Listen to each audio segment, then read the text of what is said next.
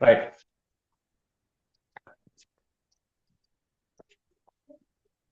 දෙකයි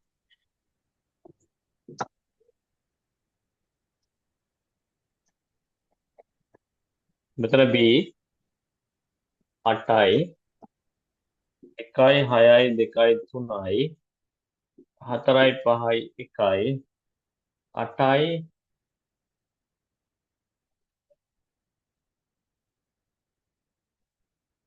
E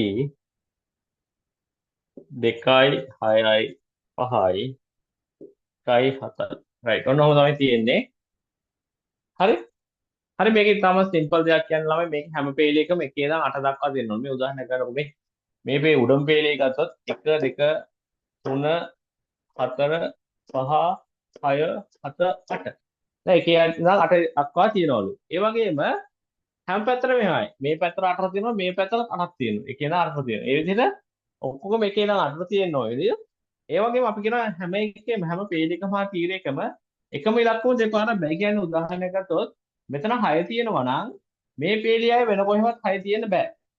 මේ පැත්තට ආයේ වෙන කොහෙවත් 6 තියෙන්න බෑ. එහෙනම් කන්ඩිෂන් දෙකයි තියෙන තුනයි. මේ පැත්තට එකේ ඉඳන් 8 තියෙනවා නම් මේ පැත්තට හැම පේලියක මේ හැම එකේම එකේ ඉඳන් 8 තියෙන්න ඕනේ. පිළිවෙලට නෙමෙයි කොහොම හරි එකේ ඉඳන් 8 තියෙන්න ඕනේ. මේ පැත්තටත් එහෙමයි. මේ පැත්තට හැම එකේම එකේ ඉඳන් 8 තියෙන්න ඕනේ. ඒ වගේම කියනවා මේ එකම ඉලක්කම මේකේ වෙන කොහෙවත් ආයෙ තියෙනවා. මෙතෙන් ඉඳන් එහා පැත්තට ආයෙ එකම ඉලක්කම දෙන්නේ. මේ පැත්තට මෙතන දෙක තියෙනවනේ මේ දෙක තියෙන්න පුළුවන් මෙතන විතරයි මේ පැත්තටත් බෑ මේ පැත්තටත් බෑ. 8 තියෙනවනේ මේකේ 8 මේ පැත්තටත් බෑ මේ පැත්තටත් බෑ. ඔක තමයි කන්ඩිෂන් එක. හරි සිම්පල්. ඊට පස්සේ අපිට මේ ස්ටෑන්ඩ් ටිකක් දීලා තියෙනවා A B C D කියලා D E කියලා ඒ ටික තෝරගන්න තමයි තියෙන්නේ. හරි? right.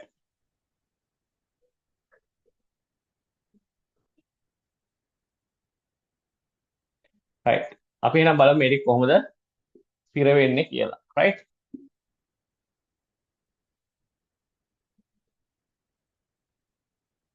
right. ඔය ටිකනේ. හරි. ඔන්න ඔය ටික තමයි හොයාගන්න. right. මේකදී ඔයාලා ගන්න මෙන්න මේ වගේ අඩුවෙන්ම අහුවෙන අඩු වෙන තැන මේ පේජ් එක ගත්තොත් ළමයි මෙතන විතරයි අඩු සංඛ්‍යාව අඩු මෙතන විතරයි නේ මේ ඔක්කොම පිරීලා එහෙනම් මේක අඩු ඉලක්කම මොකද්ද බලන්න එක තියනවාද බලන්න නෑ එකම නෑ එහෙනම් එක තමයි අනිවාර්යෙන් මෙතෙන් එන්නේ දෙක තියෙනවා තුන තියෙනවා හතර තියෙනවා පහ තියෙනවා හය තියෙනවා හත තියෙනවා අට තියෙනවා එහෙනම් මේකේ එක විතරයි අඩු වෙලා තිබෙන අනිවාර්යෙන් මෙතෙන්ට එක එන්නේ යට මේකේ හරහටත් එහෙමයි මෙතන විතරයි අඩු මේ පේලිය එක මෙතන තියෙනවා දෙක මෙතන තියෙනවා තුන තියෙනවා හතර තියෙනවා පහ තියෙනවා මේකේ 6 ඉලක්කම නැහැ එහෙනම් අනිවාර්යයෙන් මෙන්න මෙතෙන්ට 6 මෙන්න 7 මෙන්න 8 හරි අන්න ඒ විදිහට එහෙනම් ලේසියෙන් පුරව ගන්න පුළුවන් ළමයි මේකේ පුළුවන් තරම් අඩු තැන් වලින් වැඩේ පටන් ගන්න මේ පේජ් එක ගන්නකෝ මේ පේජියේම උඩ ඉඳන් පල්ලෙහාට ඇති මෙතන විතරයි අඩු එක තියෙනවා දෙක තියෙනවා තුනේ ඉලක්කම මේ පේජියේ කොහෙවත් තුනේ ඉලක්කම නැහැ එහෙනම් අනිවාර්යයෙන් මෙතන එන්නේ තුනේ ඉලක්කම දැන් හරිද 3 4 5 6 7 8 එහෙනම් ඒක හරි දැන් එතකොට ඒක පිරුණාට පස්සේ මේ හරහටත් දැන් අඩු මෙතන විතරයි නේ. මෙම හරහටත් මෙතන විතරයි අඩු. එහෙනම් මේකේ එක මෙතන එක තියෙනවා. දෙකේ ඉලක්කම් මෙතන තියෙනවා. තුන මෙතන තියෙනවා. හතර තියෙනවා. මෙතන පහ තියෙනවා. හය මෙතන තියෙනවා. එහෙනම් මේකේ හතේ ඉලක්කම අඩුයි. අට මෙතන තියෙනවා. එහෙනම් මෙතන එන්නේ හත. දැන් බලන්න මේ කෙලින් අතර ගත්තොත් දැන් මෙතන විතරයි අඩු. එහෙනම් එක තියෙනවා දෙක තියෙනවා. තුනේ ඉලක්කම අඩුයි. එහෙනම් මෙතන තුන දැම්මනම් හරි. 4 5 6 7 8 ඒකත් හරි. හරි එහෙනම් මෙතෙන් යනකො මේ පේළිය දැන් කෙනෙම පල්ලෙහාට ගත්තොත් මෙතන විතරයි ඉලක්කමක් අඩු එක තියෙනවා දෙක තියෙනවා මේකේ තුනේ ඉලක්කම නැහැ එහෙනම් මේක මේ පේළිය කොහෙවත් තුනේ ඉලක්කම නැහැ එහෙනම් අනිවාර්යෙන් මෙතන තුනේ ඉලක්කම එන්නේ හරි දැන් අපි බලමු මේ අතට හරහට මේ අටට එහා පැත්තේ මෙතන මේක විතරයි අඩු නෑ එක තියෙනවා දෙකේ ඉලක්කම මෙතන තියෙනවා තුන මෙතන තියෙනවා හතර මෙතන තියෙනවා පහ තියෙනවා මේකේ හයේ ඉලක්කම අඩුයි මේ පේළිය හයේ ඉලක්කම අඩුයි එහෙනම් මෙතන එන්නේ අනිවාර්යෙන් 6 හරි right ඊට පස්සේ අපි දැන් තනියම ඉවර කරලා ඉමුකෝ. මෙතන ගත්තොත් මේ පේළිය ගත්තොත් මෙතන විතරයි අඩු. එහෙනම් අපි යමු මේකේ එකේ ඉලක්කම තියෙනවා දෙක තියෙනවා තුන තියෙනවා හතරේ ඉලක්කම අඩුයි. මේ පේළිය හතරේ ඉලක්කම අඩුයි. එහෙනම් හතර තමයි මෙතන එන්නේ. 5 6 7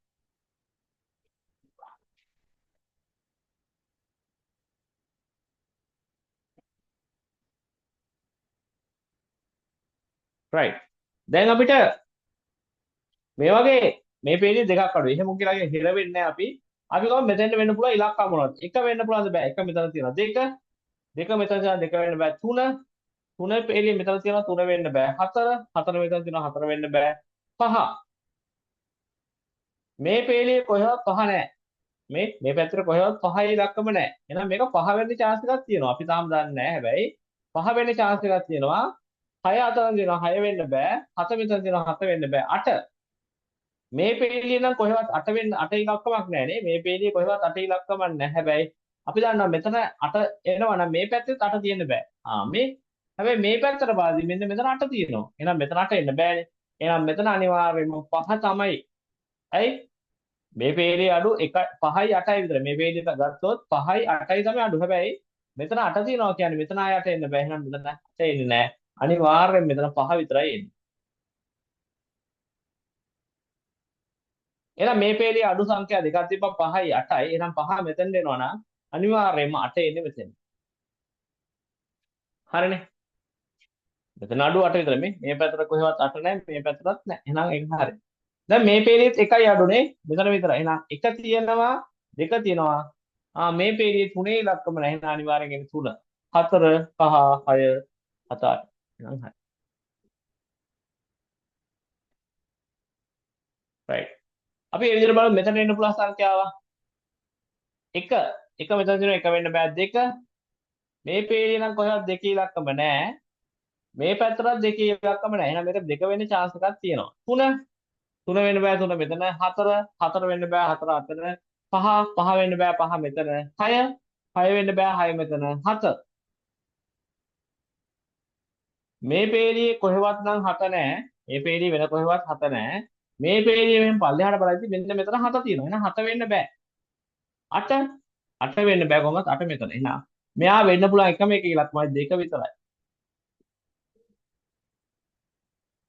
දැන් එහෙනම් මෙයා විතරයි මේ පේලිය මෙහෙම ගත්තොත් මෙයා විතරයි අඩු. එහෙනම් 1 තියෙනවා 2 තියෙනවා 3 මෙතන තියෙනවා 4 මෙතන තියෙනවා 5. එහෙනම් මේ පේලිය අඩු ඉලක්ක මොකද්ද 5. 5. හරි.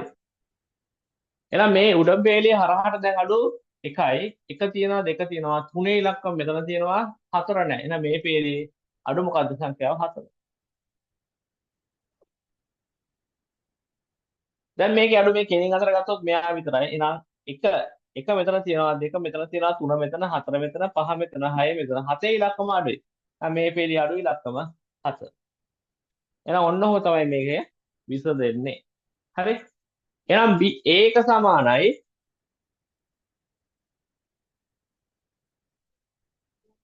කොහොමද?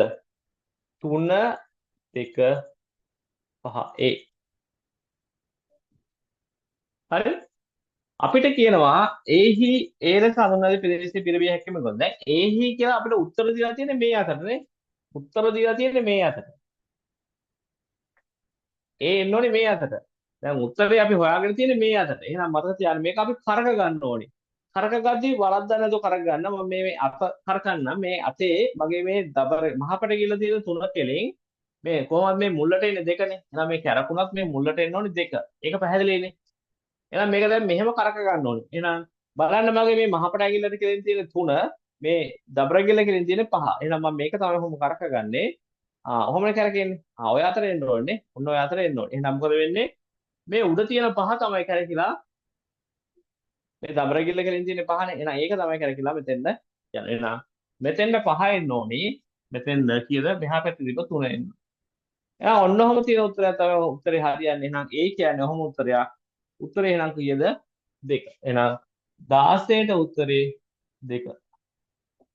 17 B. B නම් ප්‍රශ්නයක් නැහැ. B නම් කිසි ප්‍රශ්නයක් නැහැ. කීයද මෙතන 7 මෙතන 4 4. එහෙනම් B ප්‍රශ්නයක් නැහැ. B කෙලින්ම අපිට උත්තරේ තෝරගන්න පුළුවන් 17ට උත්තරේ 4 වෙනි එක. 18 18 අපිට දෙනවා C කියන්නේ මොකද්ද කියලා C C C. C තියෙන අපිට තියෙන 7යි 3යි 3යිනේ. 7 3 3.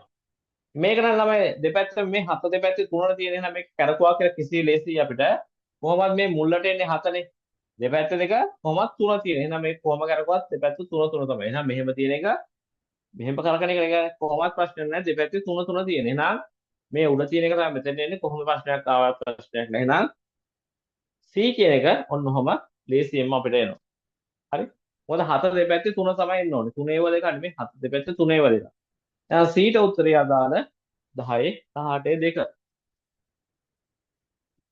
19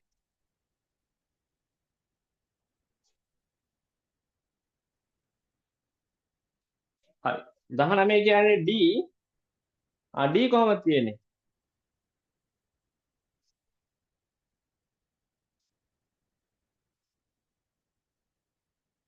D තියෙන්නේ මෙතන 1 මෙතන 5 මෙතන 6 මේ තියෙන්නේ D මේක අපි දැන් හරව ගන්න ඕනේ ළමයි මේ අතරනේ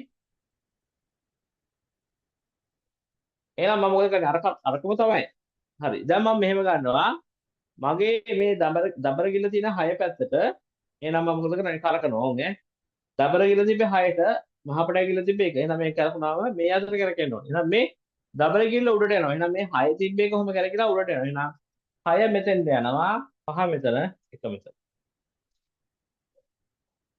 මෙහෙම දබර ගිල්ල මෙහෙම යටට තියෙන්නේ එහෙනම් ඔක කොහොම කරකිලා මෙහෙම වෙන්න බෑ එහෙනම් උඩට යනවා එහෙනම් උඩට 6 අර පැත්තෙන් 1 මැද 5 එහෙනම් උත්තරේ කීයද 3 වෙනි එක එහෙනම් 19ට උත්තරේ 3 20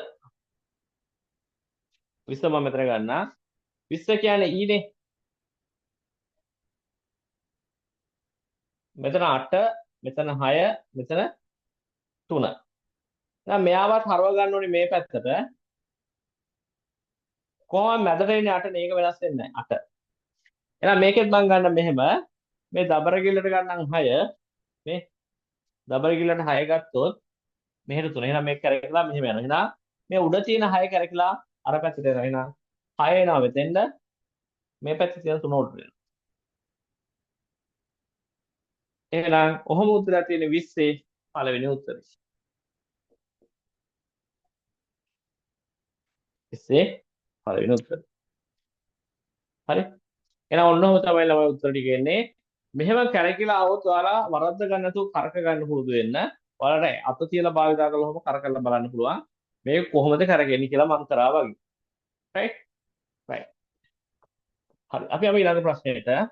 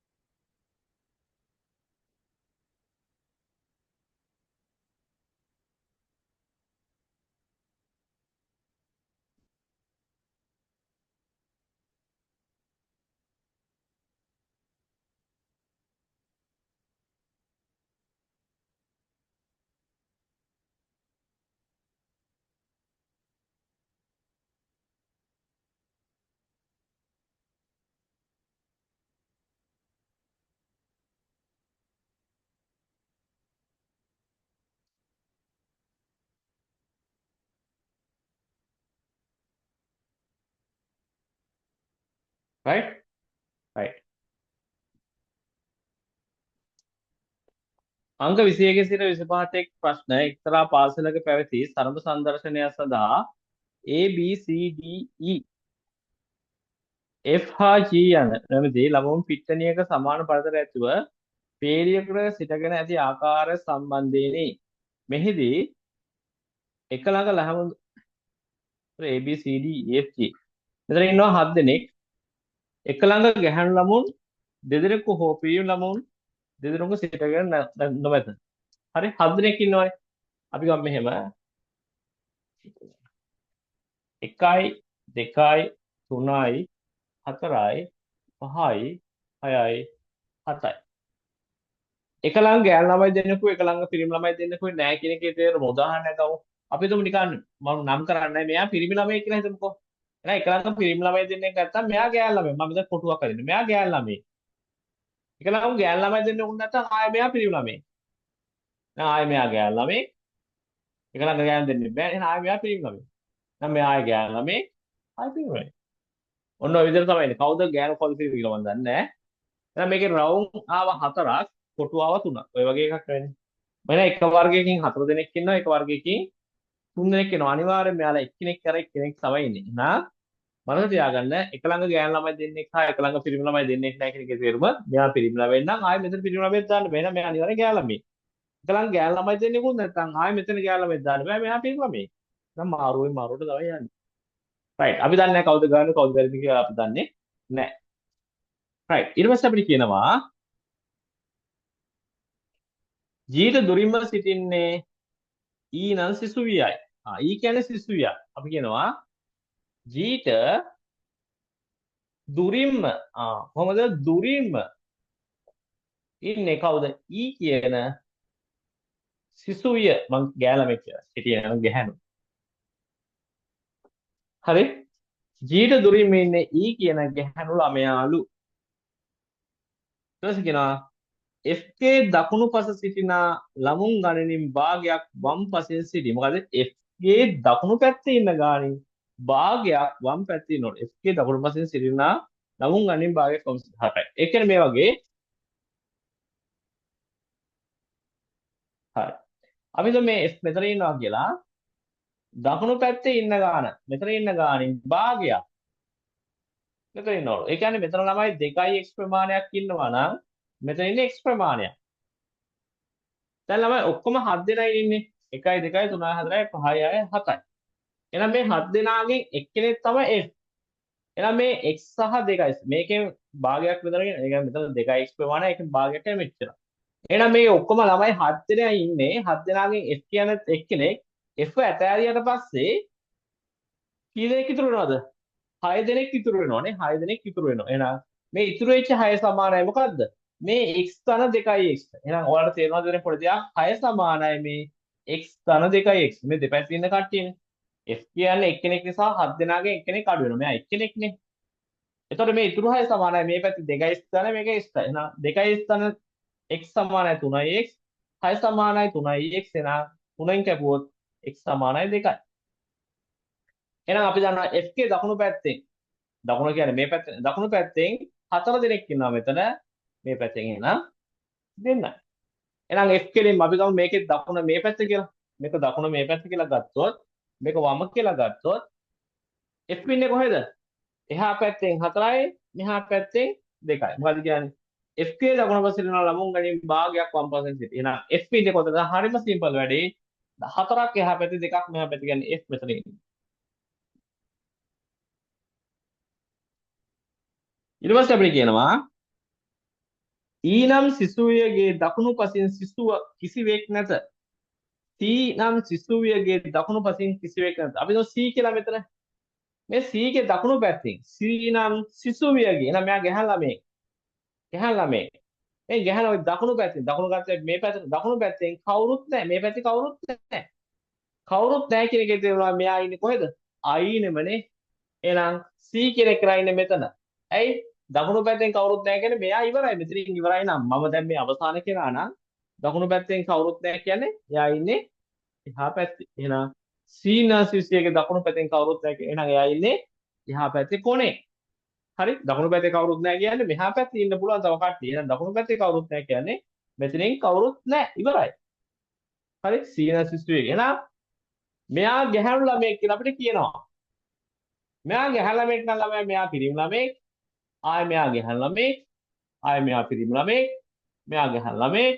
මෙයා පිරිමි ළමයෙක්. මෙයා ගැහැණු ළමයෙක්. එහෙනම් වැඩේ ඉවරයි. දැන් ගැහැණු ළමයි 4 දෙනයි පිරිමි ළමයි 3 දෙනයි ඉවර නෑ වැඩේ. රයිට්. තාම ඉවර නෑ. ඊට පස්සේ අපිට කියනවා පිරිමි ළමයින්ගෙන් ඒගේ දෙපස පමණක් සිටින ගැහැණු හා පිරිමි ගණන් වෙන්වෙන්ම සමානයි. එහෙනම් දෙපැත්තේ ඉන්න ගණන් සමාන වෙනවා කියන එකේ තේරුම ළමයි. මෙයා මැද ඉන්නේ මේ නොකියා කියන්නේ. හරි? පිරිමි ළමයින්ගෙන් ඒගේ දෙපස. බලන්න මේකේ මැද ඉන්නේ කවුද කියලා? 1 2 3යි 1 2 3යි. එහෙනම් මෙයා තමයි මැද ඉන්නේ කෙනා. එහෙනම් පිරිමි ළමයින්ගෙන් ඒගේ දෙපස. මේ ඉන්නේ A ගේ දෙපස පමණක් සිටිනා ගැහැණු හා පිරිමින් ගන්න සමානයි. හරිනේ. මේ පැත්තේ ගැහැණු ළමයි දෙන්නයි පිරිමියයි. මේ පැත්තේ ගැහැණු ළමයි දෙන්නයි පිරිමියයි. එහෙනම් මේ නොකිය කියන්නේ A කියන එක්කෙනා මේ මැද ඉන්නවා කියන එක තමයි කියන්නේ. right? ඊට පස්සේ අපිට කියනවා D ගේ දකුණු පස සිටිනා ළමුන් ගන්න මෙන් දෙගුණයක් වම් පසෙන් සිටී. එහෙනම් මේකම අනිත් පැත්තට කියනවානේ. මොකද D ගේ D ගේ දකුණු පස මෙන්න මේ පැත්තේ ගන්න y නම් සිටිනා ළමුන් ගන්න මෙන් දෙගුණයක්. මේ පැත්තේ ඉන්නවලු 2යි y ප්‍රමාණය. එහෙනම් අරකමනේ ළමයි D කියන්නේත් එක්කෙනෙක්. එහෙනම් දෙපැත්තට ඉන්න ගාන ගත්ත මේකමනේ x 2යි. එහෙනම් මේ පැත්තේ 4යි මේ පැත්තේ 2යි කියන එක තමයි කියන්නේ. එහෙනම් මෙයා ඉන්නේ කොහෙද?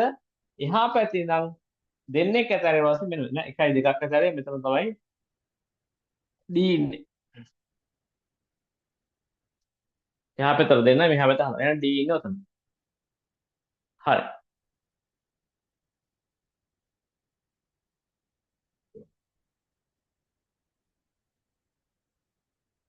හරි xi දිහා තියන්නේ.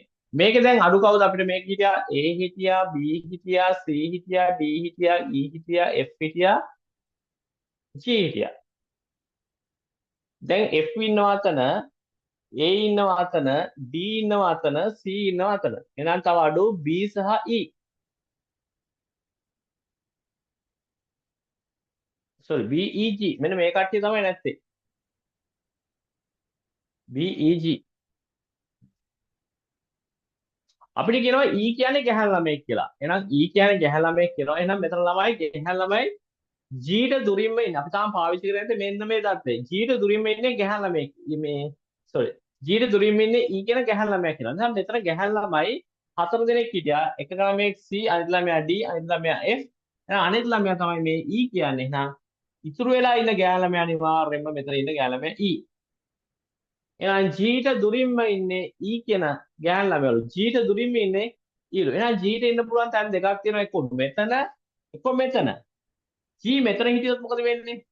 G මෙතන හිටියොත් දුරම කෙනා වෙන්නේ කවුද? C කියන ගැහැණු ළමයා. එහෙනම් G ට දුරම කෙනා E වෙන්න නම් G ඉන්න ඕනේ අනිවාර්යයෙන්ම මෙතන. ඇයි? G ට ඉන්න තැන් දෙකයි තිබ්බේ. එහෙනම් G ඉන්නේ මෙතන.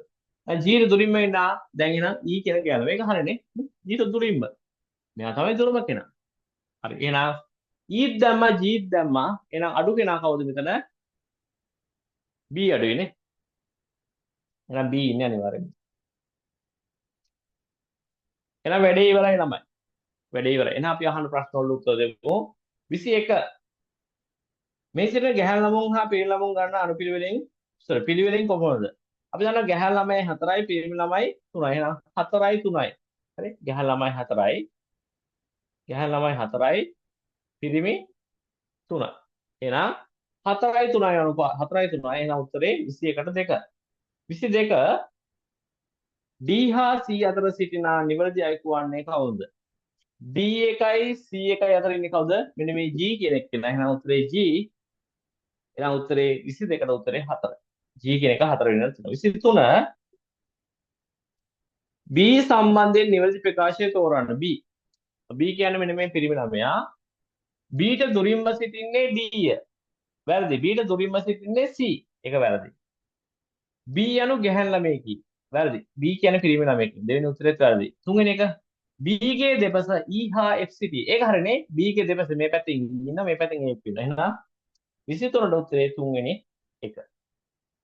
24 කොනක සිටිනා නිවැරදි ළමයෙකු වන්නේ කවුද? එහා පැත්තේ කොනේ ඉන්නවා C, මේ පැත්තේ කොනේ ඉන්නවා E. එහෙනම් E කියන උත්තරේ දෙනවා 24 එකට. 25 නිවැරදි ප්‍රකාශය තෝරන්න. පේලියේ මැද සිටින්නේ D. පේලියේ මැද ඉන්නේ කවුද? A. පළවෙනි එක වැරදි. දෙවෙනි උත්තරේ G ට දකුණු පසින් 5 දෙනෙක් සිටී. G ගේ දකුණු පැත්ත කියන්නේ මේ පැත්ත. දකුණු පැත්තේ කියන්නේ කී දෙනා? එක්කෙනයි. ඒක වැරදි. B, A හා D පිරිමි ළමුන්ය. B කියන්නේ පිරිමි ළමයෙක්, A කියන්නේ පිරිමි ළමයෙක්. හැබැයි D කියන්නේ ගැහැණු ළමයෙක්. එහෙනම් තුන්වෙනි ප්‍රකාශයත් වැරදි. හතරවෙනි එක B ට වමින් සිටින්නේ E පමණි. මේ B ට එහා පැත්ත දකුණනේ. එහෙනම් මේ පැත්ත වම්. B ට වමින් සිටින්නේ E පමණි. ඒක හරි. එහෙනම් 25 හතරවෙනි උත්තර. 26 B ට වමින් සිටින්නේ E පමණි. ඒක හරි. එහෙනම් 25 හතරවෙනි උත්තර. 27 B ට 25 එහෙනම් මේ තියෙන පේලියක සිටින ආකාරය හා සම්බන්ධ ගැටලු මේවත් විභාග වල ඇවිල්ලා තියෙනවා. එහෙනම් මේවා එකක් ආවොත් බය නැතුව කරන්න ලොකු දෙයක් නෑ. දීලා තියෙන දත්ත ටික අපි හරියට තේරුම් ගත්තා නම් මේක පුරව ගන්න එක අමාරු වැඩක් නෙවෙයි. රයිට්. හරි. අපි එහෙනම් ළමයි අද නතර කරමු. මේක ඉතුරු ටික අපි ඊළඟ දවස් සාකච්ඡා කරමු. එහෙනම් ඔයාලට ප්‍රශ්න තියෙනවා නම් අහන්න. රයිට්. එහෙනම් හැමෝටම සුබ රාත්‍රියක් අපි ඊළඟ දවසේ හම්බෙමු. මේ පේපර් එක ඉතුරු ටික කරන්න එන්න ළමයි අමාරු නෑ අපි වැඩ කරන තරමට මේවා ලේසි වෙන නිසා මේවා කරගෙන එන්න. ඔයාලට යම්කිසි තැනක වැරදිච්ච ගැටලු තිබ්බනම් අද නැවත පොඩ්ඩක් try කරන්න. ඇයි වැරදුනේ කියලා පොඩ්ඩක් බලලා අපව හදලා බලන්න. එහෙනම් අපි ඊළඟ දවස් හමු වෙන හැමෝටම ආයුබෝවන්. මේක වීඩියෝ එක දාන්න පොඩි වෙලාවක් යනවා.